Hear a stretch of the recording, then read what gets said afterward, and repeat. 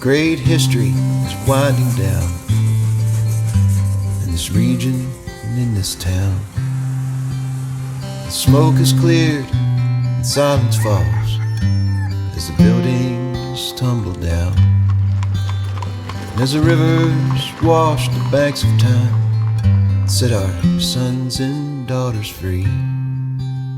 As these children roam, let them not forget, this land is home to me. In the 60s and 70s, a lot of priests, religious, lay people came to Appalachia to do various kinds of ministry. And one of the things that they noticed when they were close to the people was the need for the leaders of the church to speak about the conditions here in Appalachia, to speak a prophetic word about the people's struggles and their hopes for the future. A number of them, among the Catholics, got together, asked the bishops for a pastoral letter on what was going on here. And so they organized and they conducted listening sessions, generated the text for what is now a pastoral letter called This Land is Home to Me, which came out in 1975 and was signed on by all the bishops of Appalachia. Well, one of the first things with the first pastoral, it certainly was a pastoral that came from the people and the people's voices.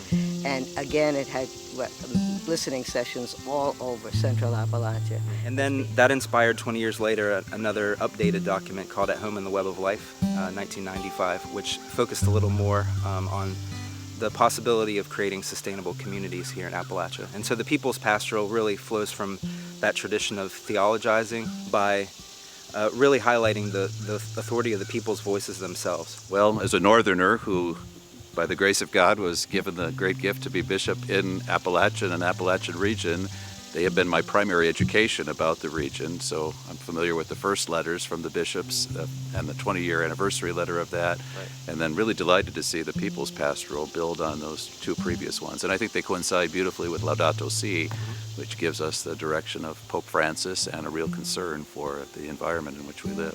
One of the gifts of the church in Appalachia was that early on the people called for pastoral statements but from below, that the insights were really from the people's stories themselves, and then teaching is generated from there. The People's Pastoral takes it a step further, and it basically says that the people themselves have authority. One of the phrases that we use in the document is the magisterium of the poor. The magisterium of the poor, and they were the voice, and that was the approbation. That was what we needed to hear. Well, I think throughout Scripture we find a real preferential option for the poor. We see it in Jesus' direction, and we see that, the poor are the ones who really recognize their dependence on God, and so they have so much to teach us about God. And we live at a time in the church now with Pope Francis, who's really calling our attention to the need to be attentive to the voice of the poor. It's a voice that the world tries to squelch very often or completely ignore. A lot of our churches, we sing a song pretty regularly, "The Lord hears the cry of the poor." We as Christians believe in a God of the poor. We believe in a God of mercy who, the first thing God does is listen to the voice of God's people, particularly those who are oppressed in some way, the marginalized, those on the margins of life in one way or another. And God responds in compassion, listens, hears that voice, and fulfills the promise of change. And we can see that in concrete ways if we open our eyes to it.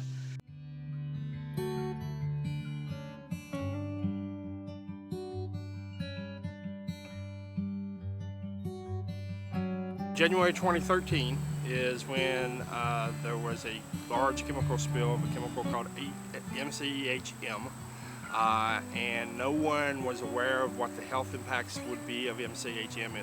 No one knew that it was being stored just upriver from the only water intake for the West Virginia American water system that covers not just Charleston, West Virginia, but 9 surrounding counties and 300,000 people. He told me to come out and take some water samples. He was getting the smell coming out of his faucet. When he would take a shower, if he got any water in his face at all, his eyes would start getting red and irritated and almost crusted shut. Make terrible headaches when you turn the water on, just getting in the shower. The heat of the shower would bring the fumes up into you and terrible headaches. It wasn't just a do not drink your water. We were told not to use our water at all. not to shower in it, not to use it for anything other than sanitation. So you could flush your commode, but you couldn't even brush your teeth. You couldn't do anything with the water. And so I contacted the governor's office and asked them why wasn't there water dispense places down in Institute, because we have a large community of poor people. Basically where they had the water was predominantly white neighborhoods. Chemical that was spilled was used in the coal industry to process coal, and that chemical is used in the coal fields of the rural areas every day. Still is used every day. And there had been spills of smaller nature in those coal fields over the years, but no one paid much attention to it until it hit Charleston, West Virginia. And then it became national news. Tonight, truckloads of water are being rushed to the capital of West Virginia for about 300,000 people. 9 counties are affected by a chemical spill from an industrial plant. West Virginia provided water for our neighborhood on the last day they were giving it out, and it was snowing and it was cold. And they were nasty giving out the water. I will tell you that there were jobs and businesses in Charleston, West Virginia that shut down and never came back because of that chemical spill. The hotels almost had to close down. Because you couldn't serve food. The restaurants closed down. There's a brewery that closed down, but some businesses just didn't come back. Basically, we're a small black community, and they care more about the jobs than they care about people's health around here. And we have a high cancer rate in the town, high heart failure rate in the town. We have every conceivable type of ailment. We have high levels of it. Most of those people are now dead. So, no, the state of West Virginia doesn't do anything to help the little town of Institute. There is an economic cost to a bad environment. There are economic costs to pollution. As long as that company is bringing jobs in the state of West Virginia, they don't care how much they kill the workers. There's been a long-standing lack of enforcement of any environmental policies in this state for forever. Well, that began to change when the spill occurred. And the state legislature, who was in session when the spill occurred, immediately dismissed, went home, came back a week later, passed a really good piece of legislation. The next year, they gutted that legislation. So what's it doing to us? Nobody wants to look at that. And they just don't care. And it's sad, because we're a human race.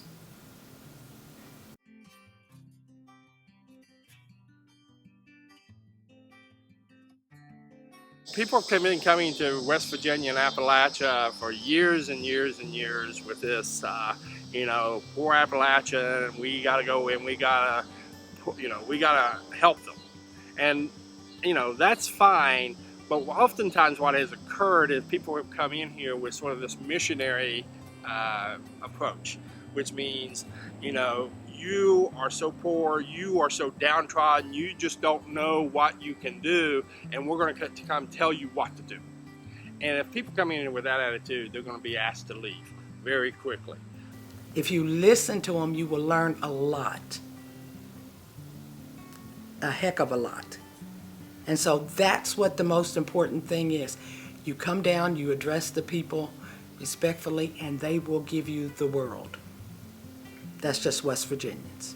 As somebody who comes from the outside into Appalachia, you have to set aside all your preconceived ideas. You have to really be open to what you experience from the people themselves and what you hear from the people themselves, and not come so much to do anything for somebody, but to enter into relationship with somebody. And I think that will be the most enriching thing you can do in the experience.